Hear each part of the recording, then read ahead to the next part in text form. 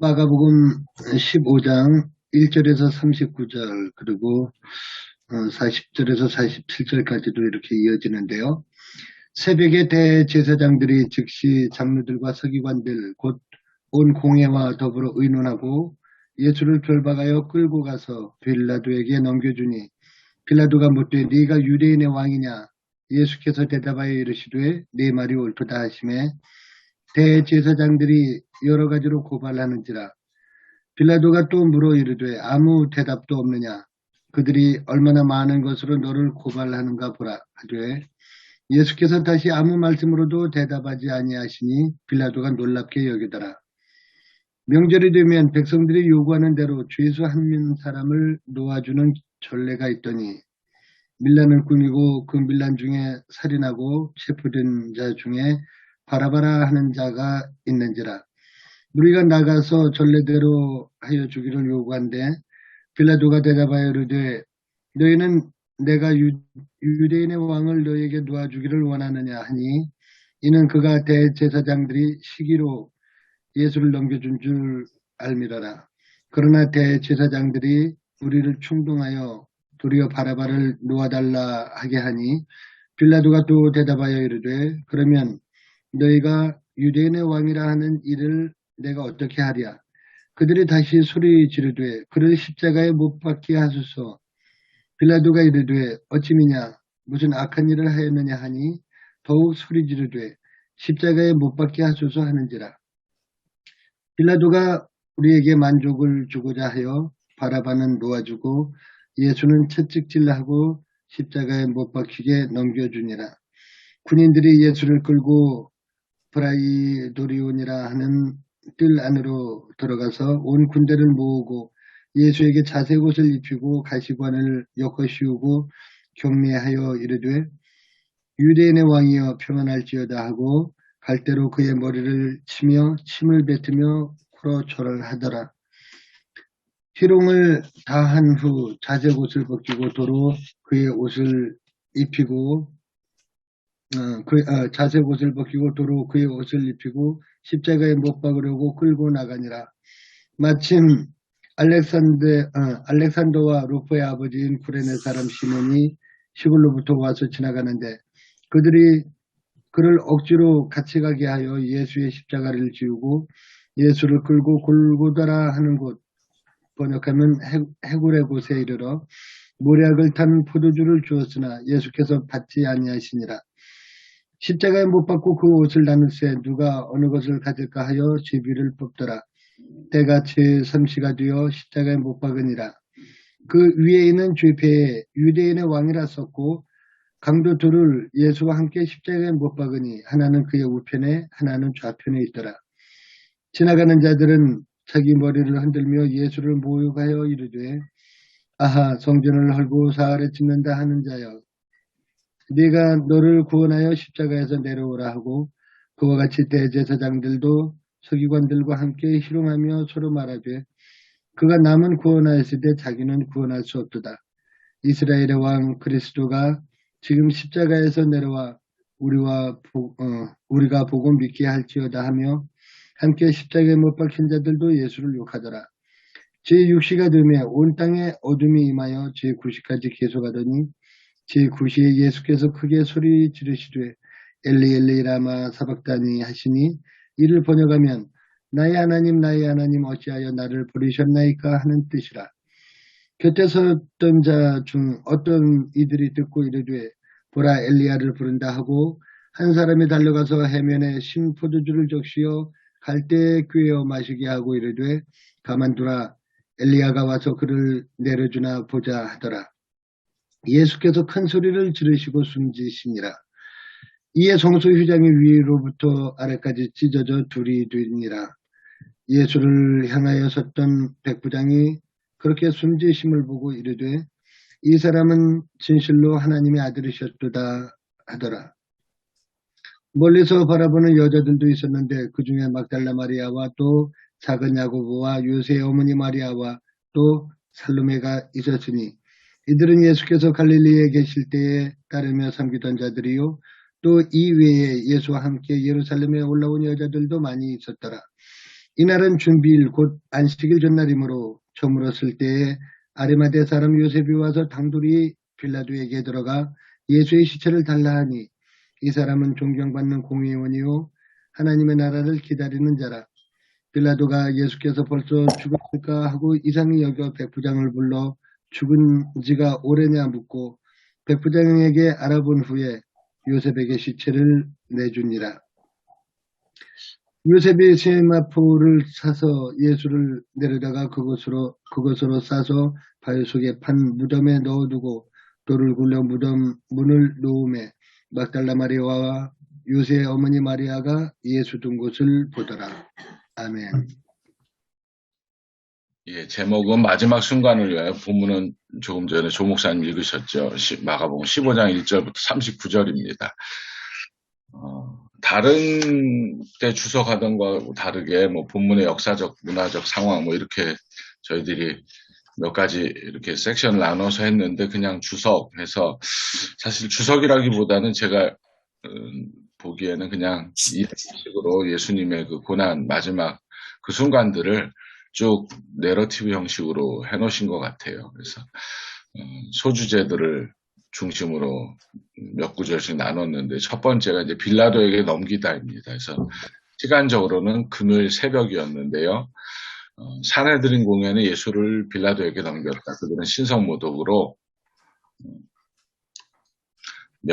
그 명분으로 예수를 투석형에 처할 수도 있었지만 예수를 정치범으로 만들어 십자가형으로 다스리고자 로마 제국에 넘겼다고 이야기합니다. 그리고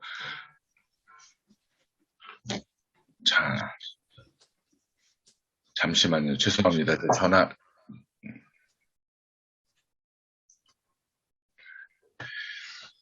그리고 빌라도가 등장을 합니다. 유다와 사마리아를 다스리던 로마 총독인 그는 거칠고 난폭한 행정관으로 악명이 높았다고 그렇게 주석을 해놓았습니다. 그리고 브라이도리온이라고 하는 장소, 예루살렘에 있는 빌라도의 관정이면서 로마 제국의 행정부인 셈인데 그곳에서 있었던 일들입니다. 그리고 빌라도가 예수를 향해서 질문을 합니다. 그대가 유대인의 왕인가?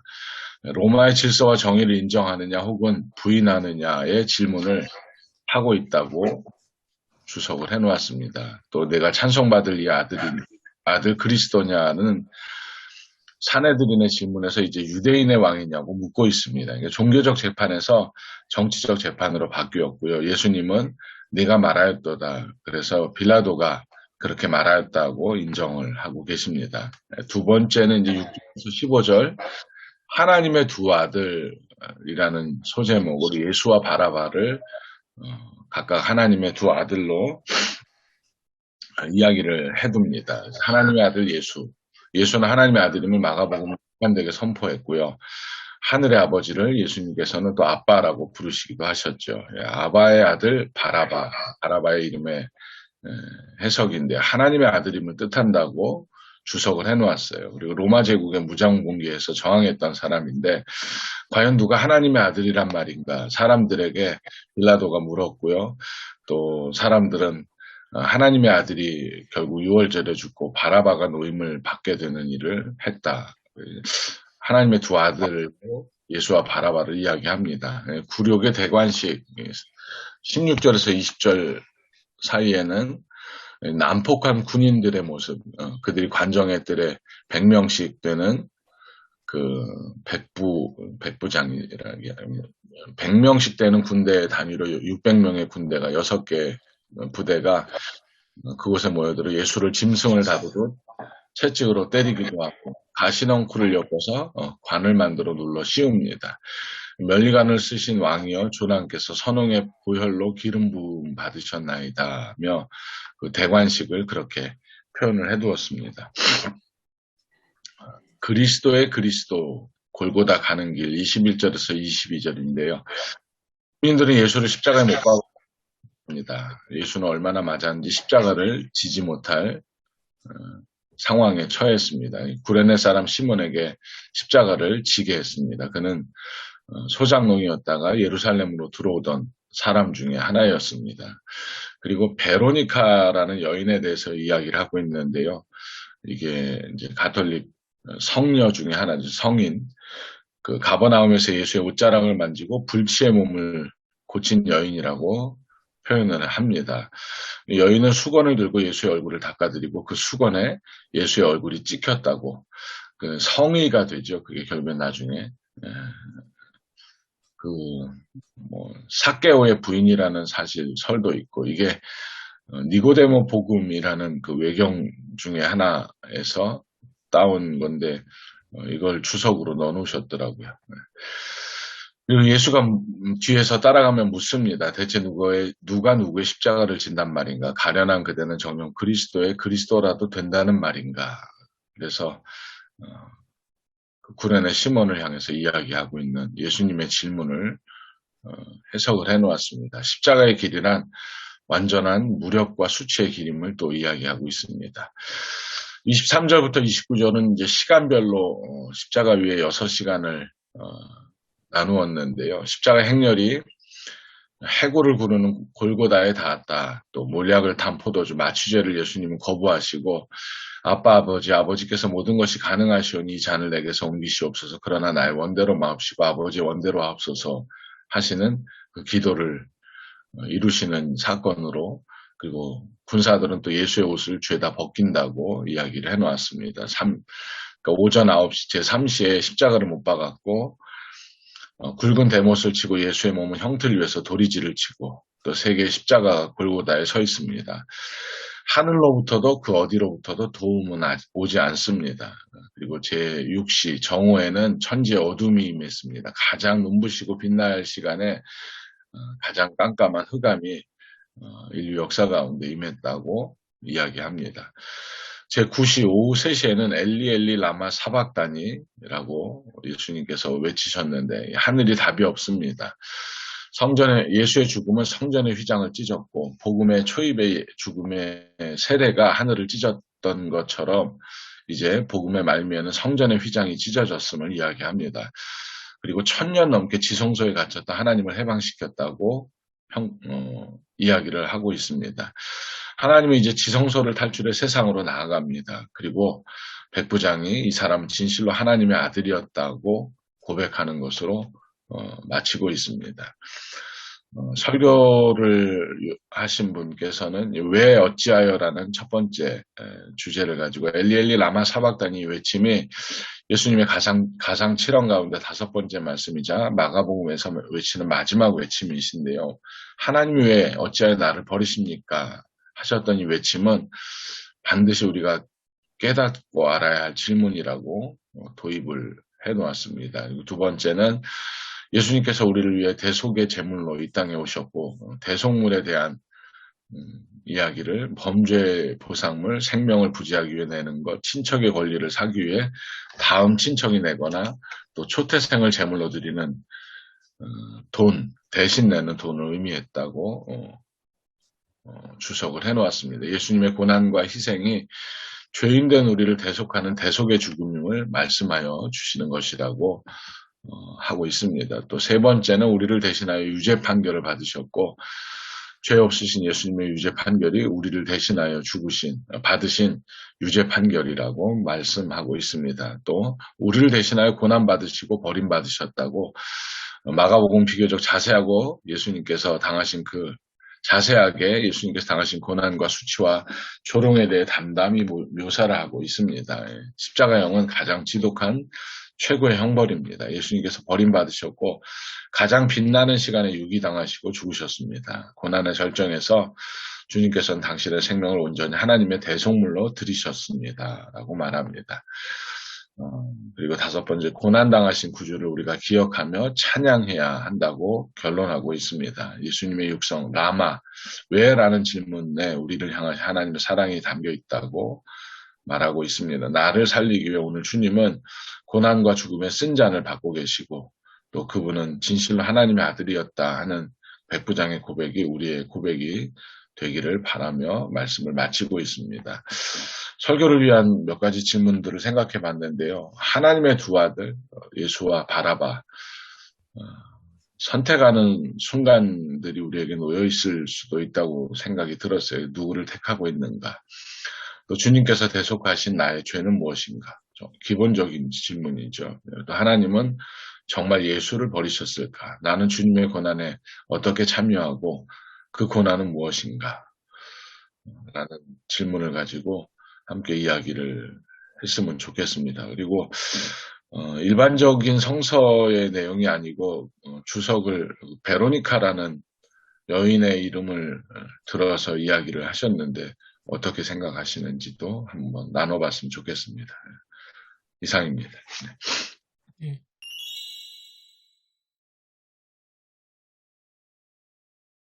김승희 목사님 주신 질문하기 전에 먼저 아주 간단한 질문이기도 한데요. 예수님께서 왜 십자가에 처형되셨는가 하는 질문입니다. 오늘 레비아 강단도 잠깐 이야기가 나왔는데 왜 유대인들은 투석형이지 않습니까? 신성모독이나 이런 것들을 유대인들이 재판 방법은 돌을 던져서 죽이는 그 방법인데, 그런데 왜 예수님은 특이하게 십자가에 달려 돌아가셨을까? 혹시 한번 생각해 보셨습니까? 참고로 말씀드리면, 요한복음 18장 31절에 보면, 사내들인 공회가 사형을 집행할 수 있는 그런 권한이 없었다. 그런 내용이 나옵니다. 그래서 이제 많은 경우 이제 빌라도에게 가지고 가서 빌라도가 처형을 해야 된다 하는 걸로 그렇게 설명을 많이 하시더라고요. 근데 스데반이 죽었을 때도 신성모독이라는 사실. 예. 근데 그 문제가 바로 그겁니다. 방금 말씀하신 거. 이렇게 설명하면 바로 뒤에 나오는 야고보나 스데반의 사형 그 집행은 설명이 안 되거든요. 요한복음의 그 문구를 가지고 하려면 오늘 본문 그 첫 번째 빌라도에게 넘기다에 보면 이제 그런 부분이 나오지 않습니까? 예수님을 투석형으로 처할 수 있지만 투석형으로 처해버리면 예수님이 이제 군중들에 대한 그 호감이나 이런 것이 이제 반발 작용을 일으켜서 오히려 예수님이 고난받는 선지자, 구약의 많은 선지자들이 하나님 말씀을 전했다가 오히려 박해받아 죽는 그런 이미지가 더 씌워져서 오히려 그 역작용을 일으킬 것 같아서 이걸 빌라도에게 떠넘기는, 어떻게 보면 고난받는 의인이 아니라 정치적으로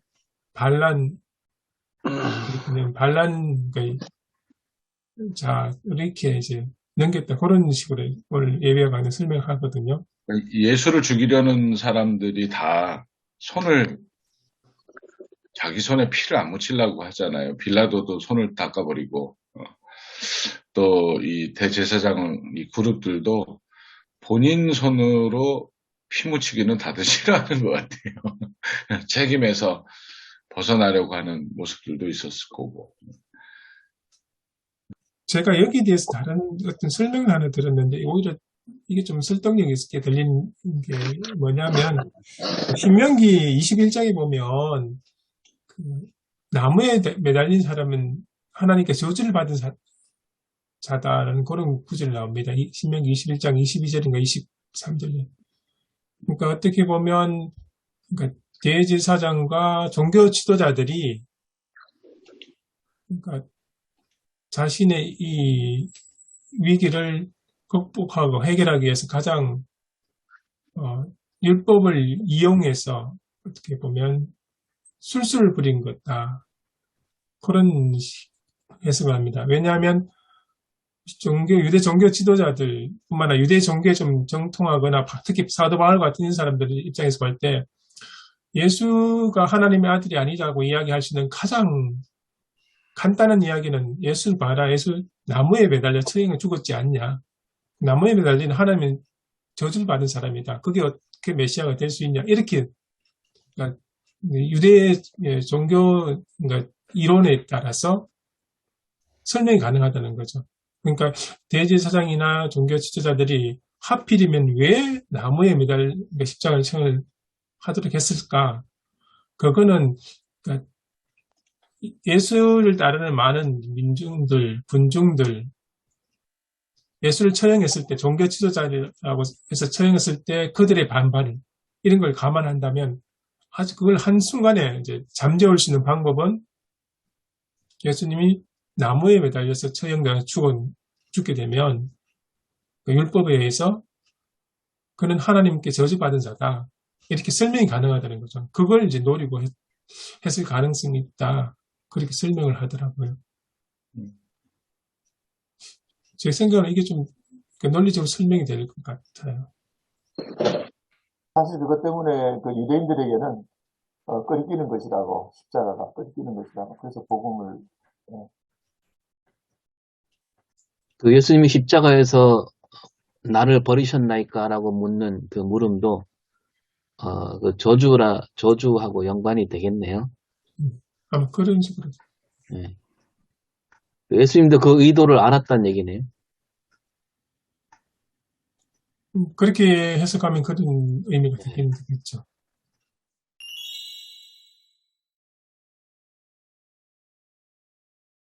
그리고 빌라도는 예수님한테 그 변론할 수 있는 기회를 줬잖아요. 예. 근데도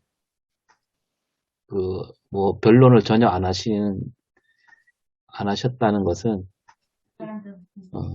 좀 말이 표현이 그렇지만 좀 고의성이 있지 않는가, 예수님도. 거기서 벗어날 수 있지 않았을까요? 기회를 줬을 때 기회를 활용 안 했다 이거죠. 네.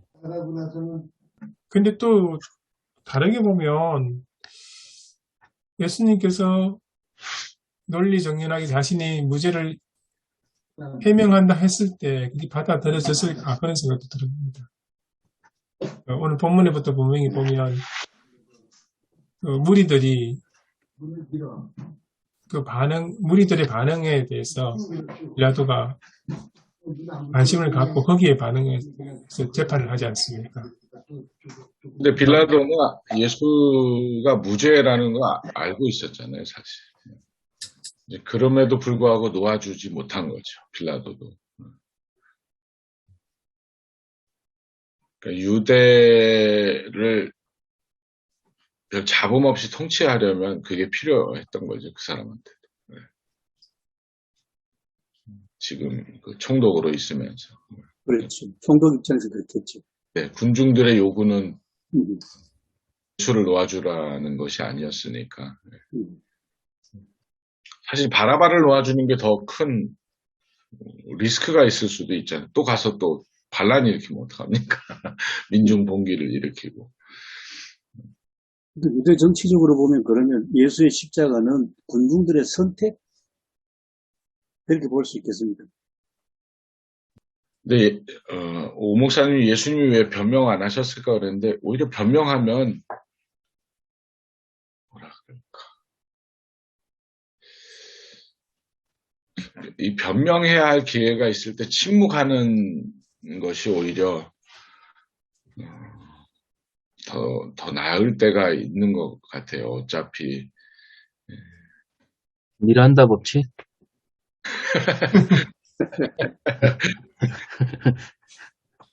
근데 묵비권이 더 불리하게 작용된 경우가 된 거네요. 그렇죠. 예. 네. 변명하지 않으니까 당연히 사형 선고가 내려졌을 것이고 스스로를 변호하지 않으시잖아요. 근데 라고 말해야 되나? 당신의 의를 내 입으로 드러내는 일이 되지 않았을까? 그것으로 끝에 나지 꼭 그 의라기보다 이제 이 십자가 처형은 네.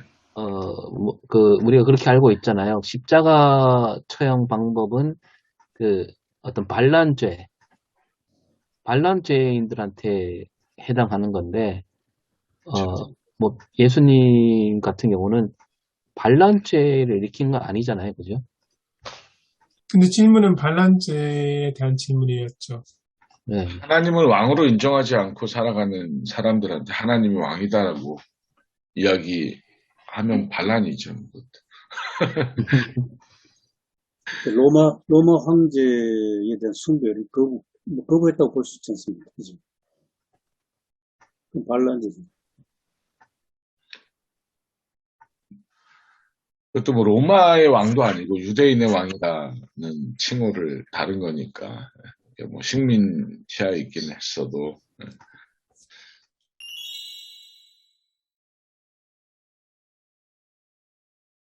그 두 번째 그 김승희 목사님 질문하셨는데 주님께서 대속하신 나의 죄는 무엇입니까?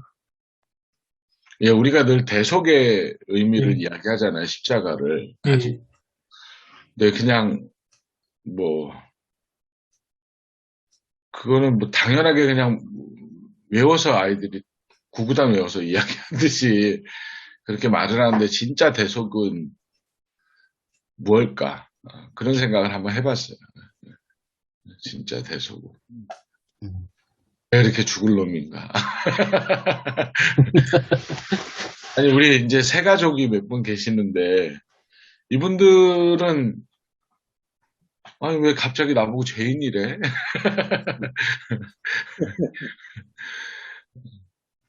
새신자 교재도 보면 다 이제 원죄, 또 자범죄, 이런 것들 이야기 하잖아요. 하나님을 내가 몰랐으면 오히려 죄인이라는 소리는 안 들었는데, 그래서 그냥 아주 심플한 질문으로 넣어본 겁니다. 진짜 대속의 의미는 뭘까?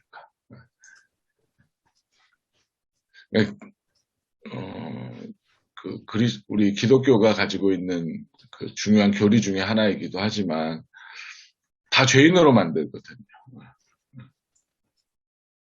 근데 예수님이 스스로 입으로 내가 십자가 지는 것은 너희들의 죄를 대신해 진다. 이렇게 말씀하신 본문이 있을까요? 그 부분이 있죠. 그게 그러니까 너희를 위하여서 내 몸을 내어주는 것. 그런 제가 정확히 어디인지 기억이 안 나는데 마가복음 10장 45절에 예, 그런 의미로 그걸 이제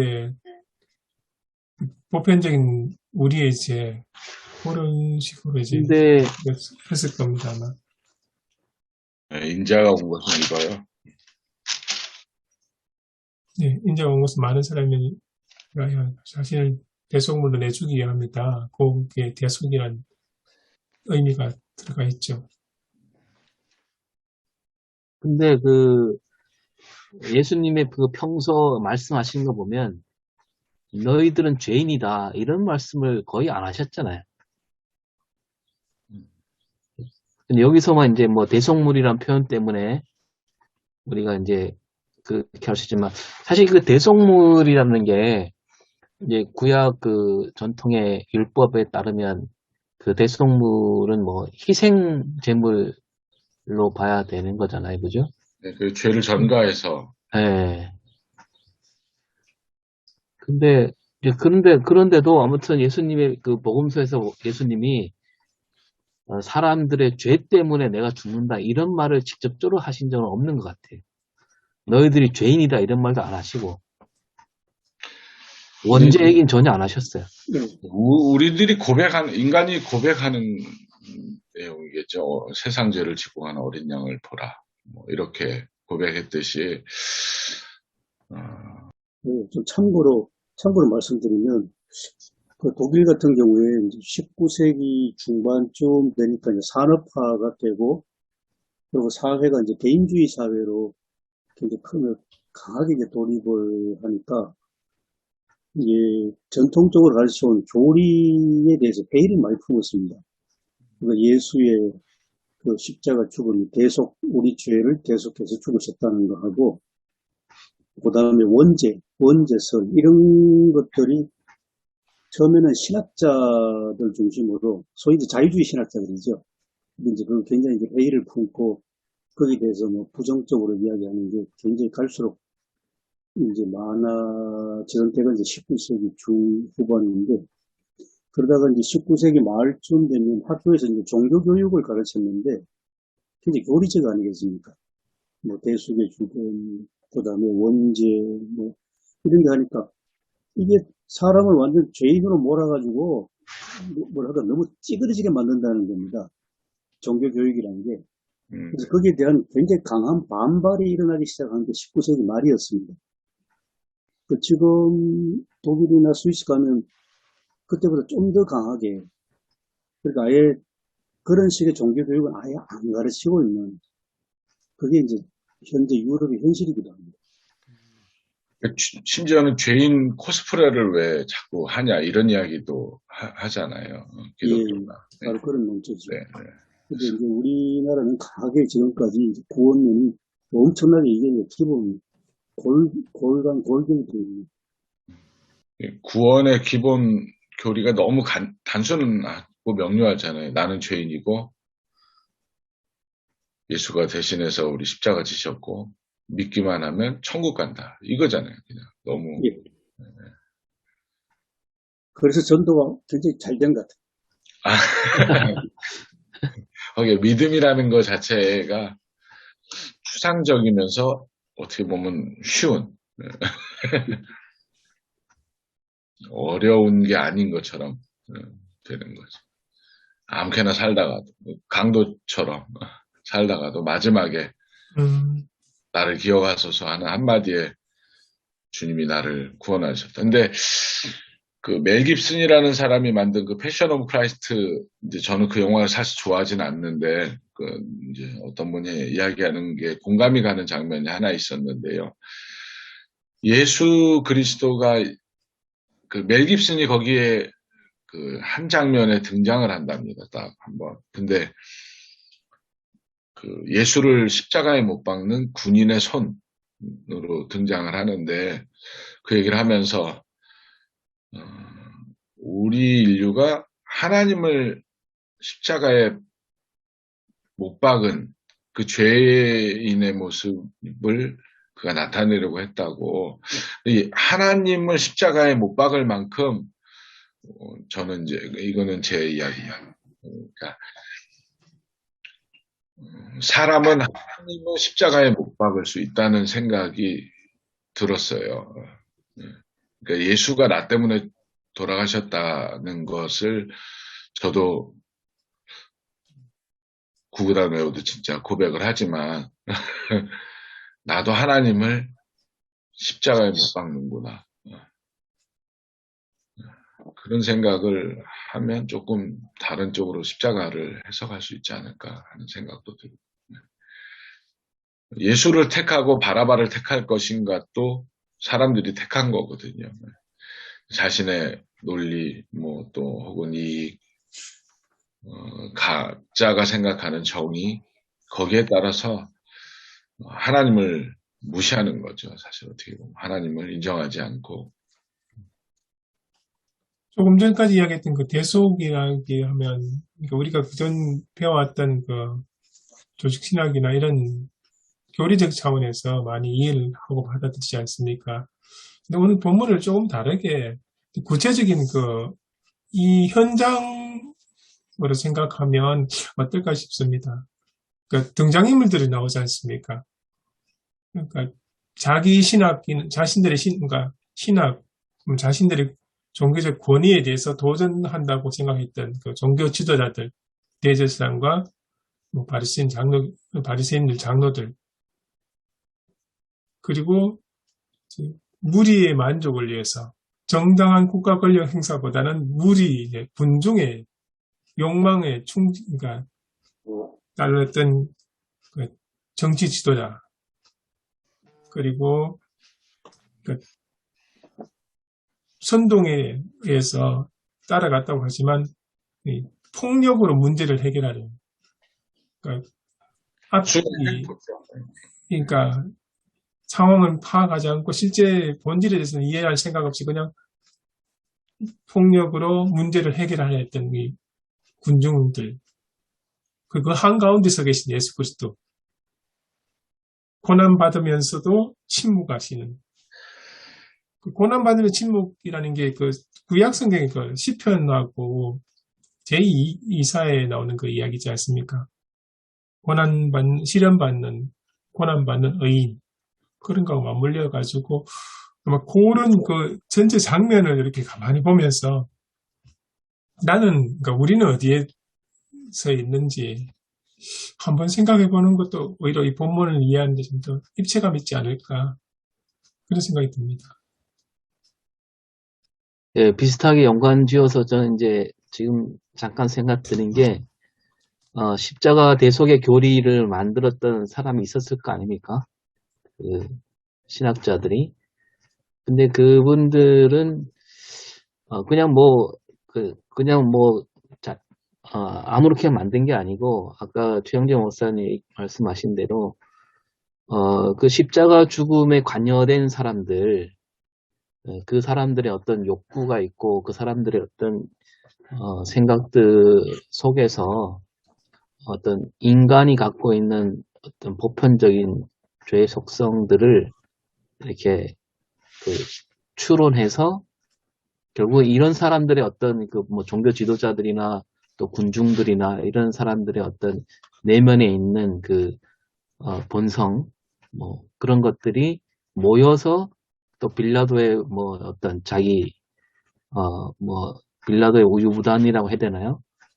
뭐 그런 것들이 연관돼서 예수님이 십자가에 달리셨다라고 할 때 그런 십자가 주변에 있는 사람들의 어떤 그 속성들이 결국 인류의 보편적인 죄라고 이렇게 해서 그렇게 십자가 속죄 교리를 만들지 않았을까라는 생각이 듭니다. 우리의 죄가 너무 비참하고 진짜 저주받은 그런 죄이기 때문에 예수님의 그 대속의 죽음이 당연히 그럴 수밖에 없었던 것 아닌가.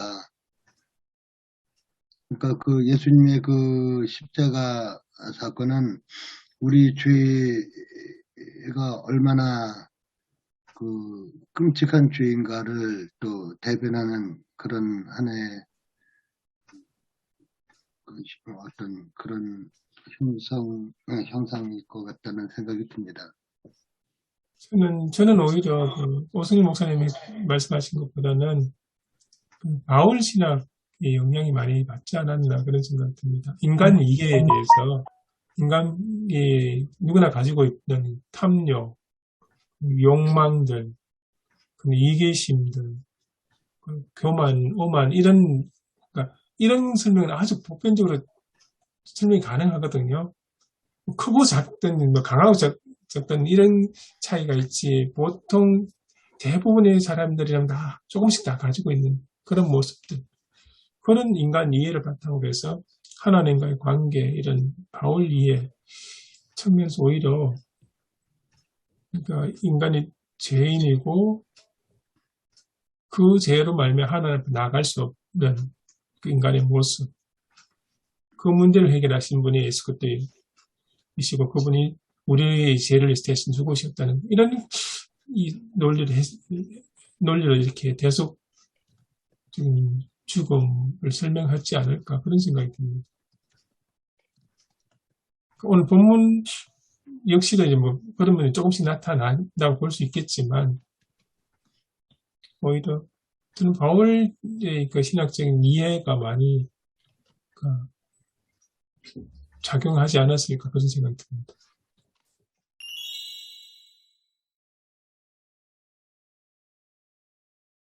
그렇죠. 바울 영향도 있었을 것이고 그 미션이라는 영화를 보면 그 두 명의 신부가 나오잖아요. 예. 결국 그 사람이 멘도사인가? 나중에 그 신부된 사람. 그 사람이 바라바라고 할 수 있고, 그 주인공 신부가 예수님의 방법을 대로 한 사람. 이렇게 좀 등치가 될 수 있지 않을까. 그러니까 이제 예수님의 하나님 나라 이루는 방법론의 문제, 사람들이 생각하는 거하고, 다를 수밖에 없기 때문에 예수님은 십자가 지는 방법으로 갔다. 이렇게 볼 수도 있지 않을까요? 예수냐 바라바냐 예수냐 그런 질문이에요. 예. 근데 사실 거기서 또 의문도 있어요. 바라바 아까 김성희 목사 얘기했지만 바라바를 놔주는 것도 참 바라바는 완전히 반역자인데 빌라도 입장에서 아무리 그걸 이렇게 풀어준다는 것도 좀 너무 위험천만한 선택이 아닌가. 그리고 그 십자가에 같이 달린 두 강도도 한쪽은 예수님의 방법을 받아들인 사람이고 한쪽은 끝까지 그 바라바식으로 혁명을 일으켜야 된다라고 생각한 그렇게 볼 수 있지 않을까요? 우리도 두 강도 중에 하나가 될 수 있다는 거죠. 어떻게 그렇죠. 보통 이제 옛날 우리가 배우기로는 그 강도, 십자가에 달린 강도 이야기를 어떤 구원의 어떤 구원의 한 단편을 보여주는 거라고 이렇게. 구원이라고 이야기하잖아요. 네. 근데 사실 그거는 아닌 거죠. 그렇다고 마음대로, 저희 이제 뭐 개인사긴 하지만 저희 할아버지가 이제 돌아가실 때쯤에 그렇게 엄마를 핍박하다가 겨우 예수 믿겠다고 그리고 돌아가셨는데 부끄러운 구원을 받으셨습니다. 저부터도 그렇게 이야기하거든요. 근데 구원 그게 또 은혜인 거죠. 어떻게 보면 우리가 마지막까지 가서도 예수를 선택하지 않고 하나님 나라 선택하지 마지막까지 주어지는 기회를 놓치는 경우들도 있으니까 어떻게 보면. 그래서 저도 그냥 부끄러운 구원 받았다고 이야기합니다. 우리 할아버지. 오늘 본문은 강도 이야기 나오지 않지 않습니까? 안 나오죠. 네. 마가복음은 그냥 둘 다 욕했다 나오죠. 둘 다. 네, 이렇게 나옵니다. 네.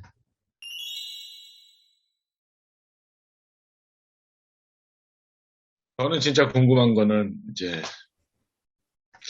하나님 나를 버리셨습니까? 하시는데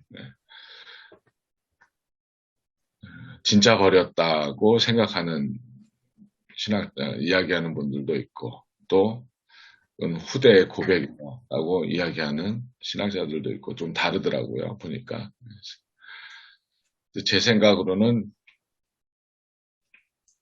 이 부분에만 하나님이여라고 예수님이 말씀하시거든요. 보면 진짜 버리지 않았을까?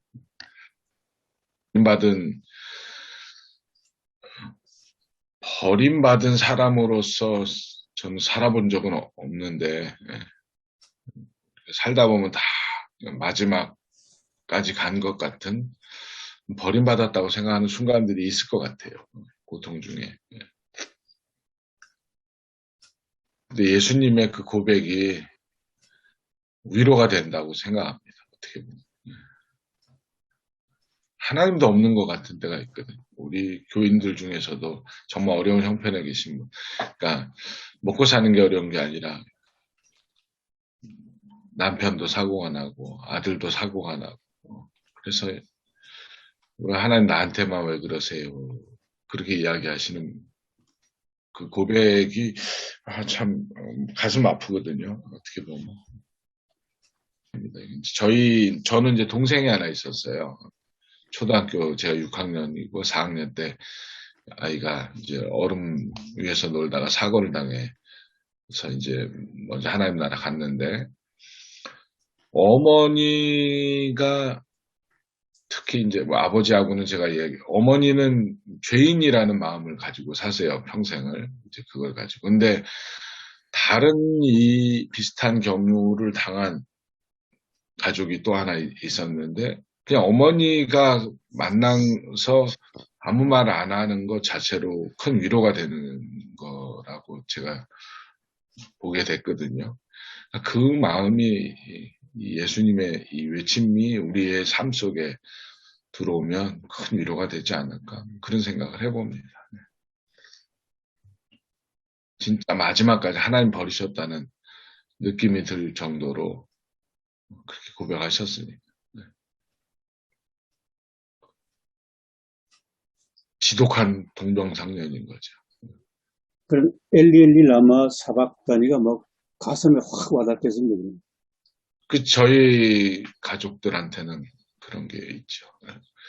근데 그게 뭐 이제 좀 있으면 또 세월호가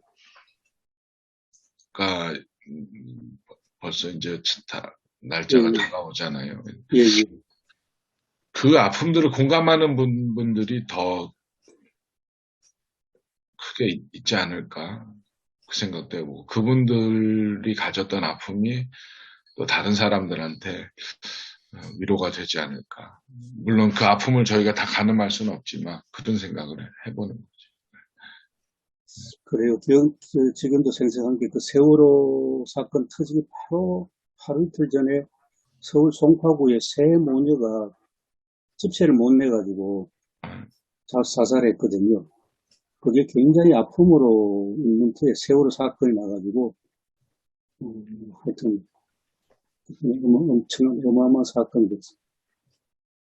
근데 누군가의 죽음에는 전부 다 그 죄인이라는 생각을 가지게 되는 것 같아요.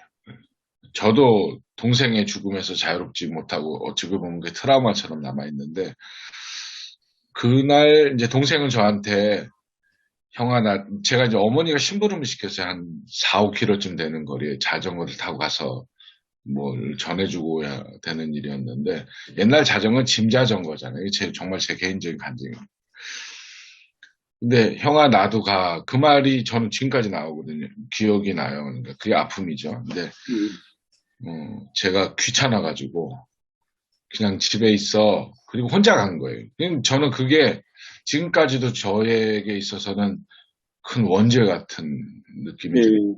누구도 다 우리 아버지도 그러고 다 동생의 죽음에서 자유롭지 못하더라고요. 예수 그리스도에 대한 죽음에서 사람들은 다 자유롭지 못했을 것 같아요. 그래서 그 고백을 계속해서 죄라는 것을 통해서 담고 있지 않을까. 그러니까 저는 그런 생각을 해봤거든요. 다 죄인인 거죠. 예수 그리스도의 죽음의 책임을 다 가지고 있는. 그러니까 예수가 우리 때문에 죽었다라는 것보다 또 다른 의미의 죄인의 의미가 저는 있다고 생각을 합니다. 세월호 사건 같은 것도 다 우리가 어른들이 가지고 있는 아니면은 욕망이 가지고 있는 그 죄, 그것으로 해석하고 회개하잖아요. 또 어떨 때 보면. 그래요. 그 죽음에 나도 어느 정도 직간접 일조했다는 거죠.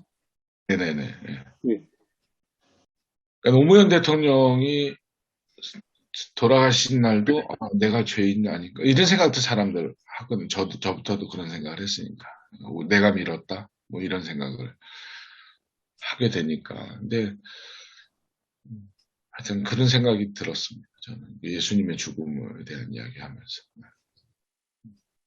개인적인 이야기라서 죄송합니다. 네.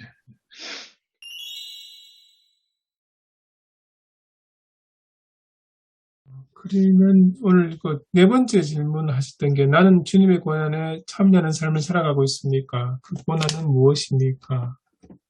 네, 그것도 이제 우리가 고난에 참여하라고 맨날 이야기하는데요. 입버릇처럼 말하잖아요. 예수 그리스도의 고난에 함께 참여해야 됩니다. 근데 어떤 고난에 우리가 참여하고 사느냐는 거죠. 이렇게 길게 또 장황하고 자세하게 예수의 고난을 이야기를 해놓았는데 성경에 오늘 본문에도 보면 나는 어떤 고난을 당하고 사는가. 목사들이 이제 설교하면서 그 얘기를 하고 또 교인들도 이야기하잖아요. 예수 그리스도의 고난. 내가 당하는 고난 어떤 것일까? 뭐 그런 생각을 하면 좋겠다 싶었습니다. 네. 계속 되어지는 이야기가 오늘 어쨌든 예수의 십자가 죽음이 어떤 나와 실존적인 그런 어떤 죽음 다가오지 않고 어떤 그 1년에 한 번씩 무슨 종교적인 통과 의례처럼 그리고 교리적으로 이거는 좀 뭐랄까 설교에서 좀 우리가 좀 경계해야 할 그런 생각이 듭니다. 삶의 현장 속에 뭔가 십자가 사건이 무지 소리 쏟아오는데 대속죄일인 거죠. 뭐. 예, 예. 구약에 하루 있는 대속죄일. 금요일 날 순환 당하신 날 모여가지고 다 회개하고. 근데 자기 십자가에 대한 어떤 우리가 지금까지 이제 교회 현장에서는, 내가 져야 할 십자가가 뭐냐, 여기에 대해서는 깊이 이제 나눈 적이 별로 없는 것 같아요. 다만, 어떻게 하면 이 현실에서 더 나은 삶을 살까, 그걸 하나님이 도와주셔야 된다. 뭐 이런 식의 얘기가 더 많았지, 내 십자가가 뭐냐, 여기에 대해서는, 깊이 생각하지 못하게 하는 게 우리 교회 현실이죠. 그렇게 얘기하면 또 교인들이 안 오지. 우리 권사님들 중에 그런 분들 계시잖아요. 남편 좀 속색이고, 아유, 저게 내 십자가야. 이렇게 하시죠. 한 16, 17년 전에 그 사순절 시작하면서 제가 교인들한테 그런 설교하면서 그런 제안을 했었어요. 우리 죄를 따지면 뭐 엄청나게 큰 바위돌보다도 더 무거운 죄를 우리가 가지고 사는데 짓고 있는데 사순절 기간 동안 우리의 죄의 무게를 한번 이게 죄가 얼마나 불편하고 부끄럽고 거추장스러운 건지를 체험을 해보자 그러면서 우리 뭐 교회 앞에 그 덕천강이라고 이렇게 강의하는데 그 뭐 거기에 돌들이 많으니까요. 돌을 자기 죄의 무게만큼 이렇게 돌을 하면은 뭐 도저히 안 되니까 그냥 뭐 주먹만한 거든지 뭐 얼마나 거든지 돌을 하나씩 40일 동안 들고 다니자고 갖고 다니자고 그랬어요. 그러면서 나는 그래도 목사니까 제일 큰 돌을 이만한 돌을 나는 주워와가지고 그때 이제 장신대 그 목회전문대학원 다닐 때였는데 그리고 그걸 40일 동안 이제 매일 그렇게 이제 들고 살았죠. 전철 타고 뭐 여기서 산청에서 서울 왔다 갔다 오르면서 그걸 들고 다니는데요. 정말 힘든 거예요. 이건 진짜 또 사람들이 이상하게 보이지 않겠어요? 그 전에는 한번 40일 동안 수염을 한번 안 깎아본 적도 있었어요. 그러면 얼마나 부끄럽고 이걸 사람들이 물어보기도 하고 이상하게 쳐다보기도 하고 이걸 계속 해명을 해. 내가 뭐 이런 의미로 뭐 이걸 말을 해도 그러나 자기 죄라는 것이 늘 그런 것 같아요. 너무너무 이게 힘들고 아니면 자꾸 어떤 핑계를 대야 되고 아니면 해명을 해야 되고 막 그러면서 그 죄를 부둥켜 안고 사는데 마지막 날 이제 부활절 날 그 자기들 들고 다니던 돌을 다 이제 강대상 앞에 갖다 놓고 엄청나게 해방감을 느끼게 되더라고요. 저부터도 야 이제 이거 안 들고 다녀도 되니까 그러면서 이제 실제적으로 우리의 죄의 무게 또 이런 죄가 얼마나 불편하고 얼마나 힘든 것인지를 한번 체험을 한 적이 있었는데 예수님의 이 십자가 사건 앞에서 사실은 뭐 우리는 성경을 읽으니까 뭐 십자가에 못 박아라 뭐 외치는 군중들의 소리 무슨 뭐 빌라도에 뭐 어쩌고 뭐 해도 사실은 그게 다 우리 얘기잖아요. 못 박으라고 그랬던 것도 우리고 뭐 이 핑계 저 핑계 대해서 뭐 해서 딴 데로 넘겨갖고 거기서 죽게 만든 것도 다 우리였고 이런 것들을 생각을 해보면 이 십자가 사건이 그냥 하나의 종교적인 아까 말씀하신 것처럼 1년에 한 번씩 돌아오는 연중 행사가 아닌 정말 이거는 나의 어떤 실존적인 문제라는 것을 깊이 깨닫게 된다면 아마 이게 엄청난 충격이고 또다시 엄청난 그런 어떤 예수님께 하나님께 대한 뭐 이건 뭐 어떤 뭐 죄송하고 뭐 이런 걸 떠나서 엄청 갚을 수 없는 은혜를 우리가 받은 거기 때문에 이거 대단한 큰 이번 설교가 그걸 어떻게 우리가 표현해 낼 수 있을지 그게 제일 고민인 것 같습니다. 뭐 그거에 뭐 지당하신 말씀인데 지금 이제 우리가 예수님의 고난에 어떻게 참여하느냐라고 할 때 그 어떤 죄책감을 느낀 게 고난은 아닌 것 같아요. 그거하고는 좀 다른 것 같고 예수님의 고난, 우리의 십자가가 뭐냐? 그 문제는 좀 뭐 저는 이제 이번 주에도 그런 비슷한 설교를 했는데 우리가 그리스도인으로서 살아갈 때 세상 사람들하고 방향이 달라야 되잖아요. 근데 그 방향이 다를 때 생기는 불편함, 뭐 이런 것들이 작은 의미에서 십자가 고난이라고 생각하고 또 뭐 좀 거창하게 보면 우리 그 장신대 선배 중에 이상향 전도사님 있잖아요. 그분은 이제 그 뚝방촌 지나다가 그 판자촌에 사는 사람들이 너무 그 사람들 삶이 너무 이제 힘들어 보이니까 거기 가서 도와주다가 그리고 거기서 이제 그 생을 마쳤는데 그건 좀 이제 거창한 어떤 고난, 예수 그리스도의 남은 고난이 아닌가. 네.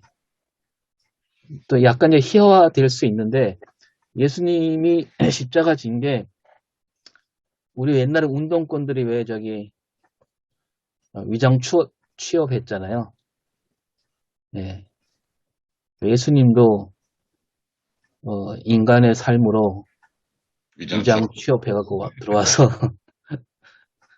그렇게 사시다가 네. 인간들처럼 똑같이 죽음을 당했다. 네. 근데 진짜 예수 같은 신은 없는 것 같아요. 하나님 같은 신은. 근데 우리가 뭐 예수님의 고난에 뭐 동참을 할 수가 있나요? 뭐 요즘 같은 경우에 사실 우리가 누리는 어떤 더군다나 목사로서 존경받고 교인들한테 사랑받고 뭐 사실은 내가 목사가 돼서 더 고난받고 이런 게 뭐 현실적으로 뭐 이게 없는 것 같아요. 고난을 받을 방법도 없고 그래서 그냥 뭐 진짜 아까 말씀하신 것처럼 어렵고 슬픔 당한 분 뭐 다른 말이 필요 없이 그냥 손이라도 잡아드리거나 옆에 있어주거나 그냥 뭐 들어주기만 하거나 그러는 것처럼 우리도 너무 죄송하고 너무 감사하니까 뭐 어떻게 입을 떼서 무슨 말을 하겠어요 예수님 그 하나님 앞에. 그래서 그냥 아무 말 못하고 그냥 가만히 그냥 있어야만 하는 그거지. 사실 뭐 우리가 예수님의 고난에 동참을 하자 그러는데 뭐 뭘로 동참을 하겠어요. 좀 그런 생각도 좀 듭니다. 오늘 본문 보면서 이 마가복음서잖아요. 마가가 그 자기 공동체를 향해서 예수 그때의 그 생애를 기록한 것을 남겼다고 생각을 한다면 마가는 자기 그 동료 그리스도인들을 향해서 뭘 말하고 싶었을까? 이런 설명하신 이유가 무엇일까? 그런 생각이 듭니다. 그래서 든 게 아까 오승훈 목사님 말씀하셨던 것처럼 예수를 믿는다고 주위 사람들로부터 박해받기도 하고 또 다른 삶이기 때문에 조롱받기도 하고 무시받기도 하지만 예수님은 그럼에도 불구하고 그걸 다 침묵하며 굳굳이 하나님이 원하시는 길을 걸어갔다. 그걸 이제 자기 교회 성도들에게 이야기하고 싶었던 게 아닐까. 당신들도 그렇게 예수님처럼 본받아가는 그게 어쩌면은 마가가 이야기하고 싶었던 게 아닐까. 주님의 고난에 동참하는 거창한 삶이 아니라도 오늘 내가 그리스도인으로 하나님을 섬기는 자로 예수를 닮아가는 자로 살아간다는 게 어떤 건지 설명해주고 싶었던 게 아닐까. 그런 관점도 한번 생각해 봤습니다. 마가복음이 다른 공관복음이나 사복음서 달리 굉장히 짧잖아요. 그리고 이런 어떤 그 문장도 굉장히 구구절절히 설명하고 그러지 않잖아요. 근데 이 십자가 사건만큼은 굉장히 장황하게 오늘 보면 얼마나 길었어요. 엄청나게 이거를 분량을 이렇게 한 장 전체를 그냥 할애를 하고 하는 걸 보면 마가가 생각하는 그 예수님의 그 십자가 사건은 글쎄요, 모르겠습니다. 다른 뭐 성경 기록하신 분들이나 다른 제자들도 다 마찬가지겠지만 특별히 마가는 그 예수님의 십자가 사건에 대해서 굉장한 어떤 뭐 전달하는 어떤 의도도 있었겠지만 평소에도 특별한 어떤 마음을 가지고 있었던 것이 아닌가 그런 생각이 들기도 합니다.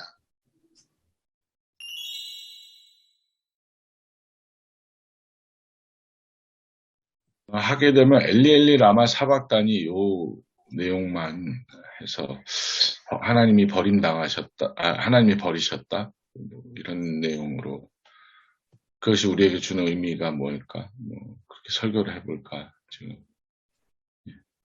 중국에 있을 때 제일 힘들었던 게 뭐냐면 죄인이라는 이걸 그들에게 설명하는 거거든요. 공산국가는 죄를 지으면 벌을 받기 때문에 절대 죄인이라는 표현을 쓰지 않아요. 그리고 자기가 죄를 졌어도 그걸 시인하지 않습니다. 그러니까 중국 표현으로 뚜이부치 하는데 그게 죄송합니다라는 표현인데 그 말을 거의 쓰지 않아요. 이미지 사람들은. 왜냐하면 그 말에 책임을 져야 되기 때문에. 그래서 다른 표현에는 뿌아오이스 막 이런 다른 표현을 쓰는데 저희들도 마찬가지 다 목사님들이시지만 솔직히 죄인이라고 생각 안 하시잖아요. 다들. 성도들도 마찬가지로 오늘 본문이 바라바냐 예수냐지만 예수를 선택했기에 지금 교회 안에 있고 설교를 듣는다고 생각하거든요. 저는. 그러니까 자신들은 바라바가 아닌 예수를 선택한 사람이라고 생각을 하는 사람들이기 때문에 그러면서 이제 김성현 목사님이 얘기했던 엘리엘리 남아 사막단위를 바라바가 아닌 예수를 선택한 그들이 힘든 이유가 아닌 예수님 또한 하나님이 버린 것처럼 힘든 상황에 있었던 모습들 지금 너무나 다 힘드시고 있거든요. 성도님들이. 그래서 바라바를 선택하는 사람들도 있지만 예수를 선택해서 고난 가운데 가는. 그러니까 저번 주에도 저희들이 김성현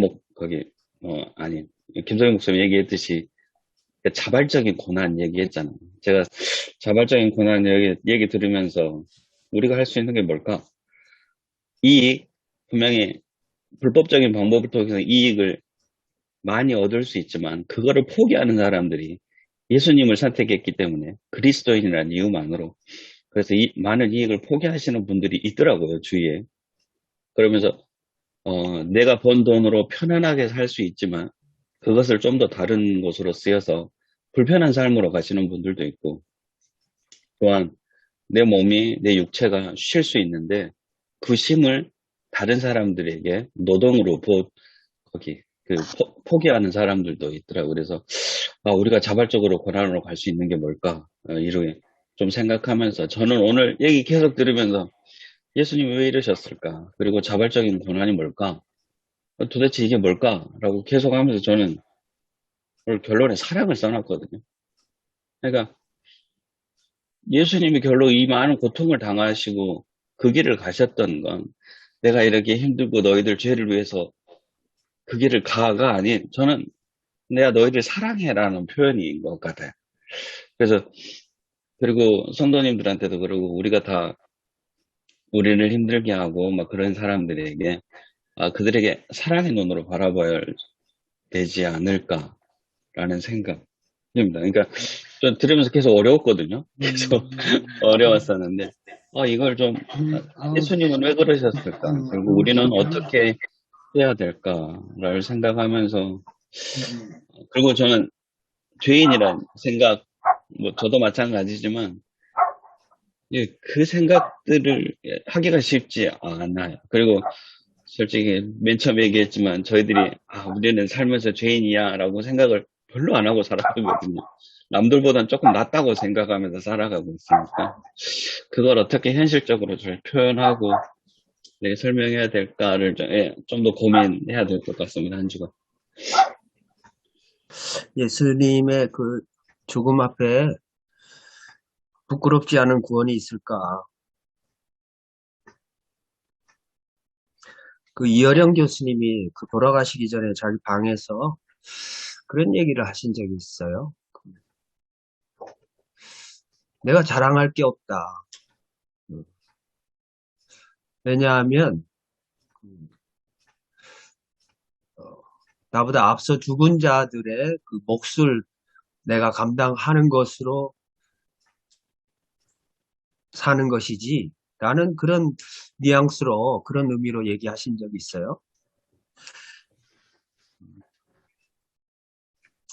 몇 달 전에 우리 권사님 손주가 가을비를 맞으면서 산속에 가서 극단적인 선택을 했거든요.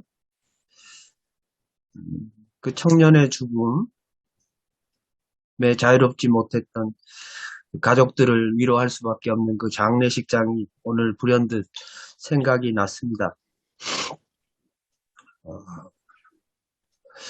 설교 제목을 잡자면 침묵의 죽음이 하늘을 찢었다. 뭐 이 정도로 지금 잠정적으로 생각을 하는데요. 그 죽음의 저항성이라고 해야 될까요?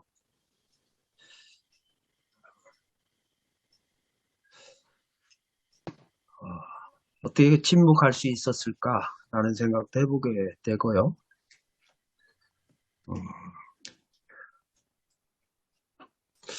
어쨌든 많이 좀 생각해봐야 될 것 같습니다.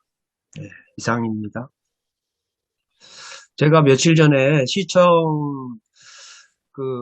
광화문에서 시청으로 가는 중에 그거를 봤어요. 그 백신 맞고 그 죽은 그 유가족들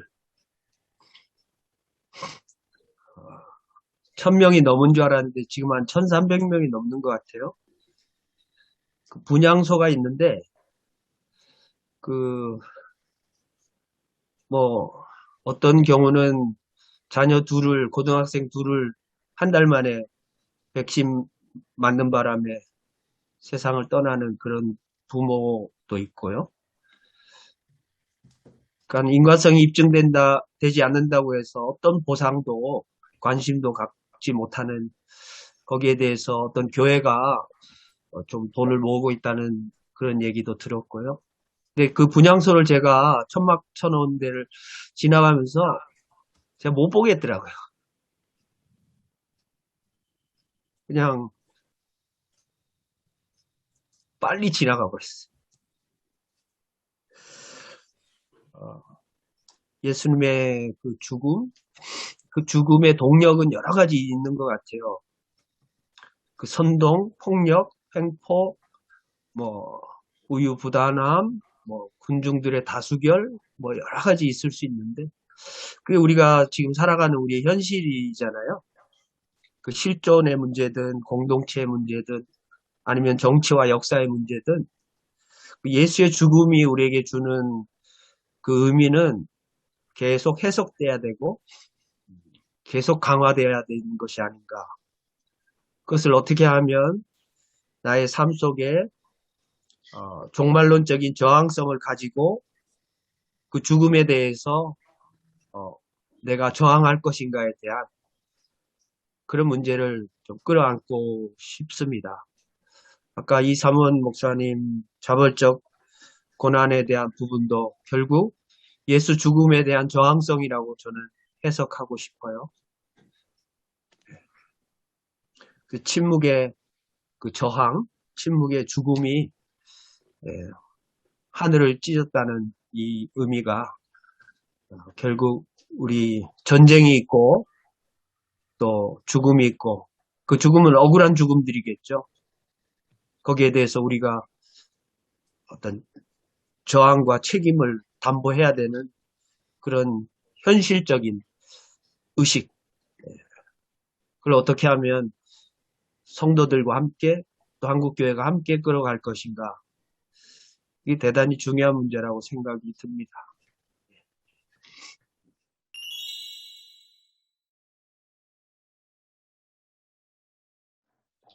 아버지 하나님 은혜를 감사합니다. 하나님이 사람이 되셔서 우리를 구원하기 위해 이 땅에 오신, 그리고 또 십자가를 통해서 고난당하신 주님을 또 다시 한번 묵상합니다. 우리의 삶이 고난에 동참하는, 참여하는 삶이 되게 도와주시고, 또 어떤 세상의 목소리에도 흔들리지 않고 침묵하는 우리의 삶이 되게 도와주시옵소서. 말씀을 통해서 깨닫는 은혜를 주시고 성도들이 함께 깨닫고 실천하게 도와주시옵소서. 예수 그리스도의 이름으로 기도합니다. 아멘. 감사합니다. 고맙습니다. 수고하셨습니다. 감사합니다. 수고하셨습니다.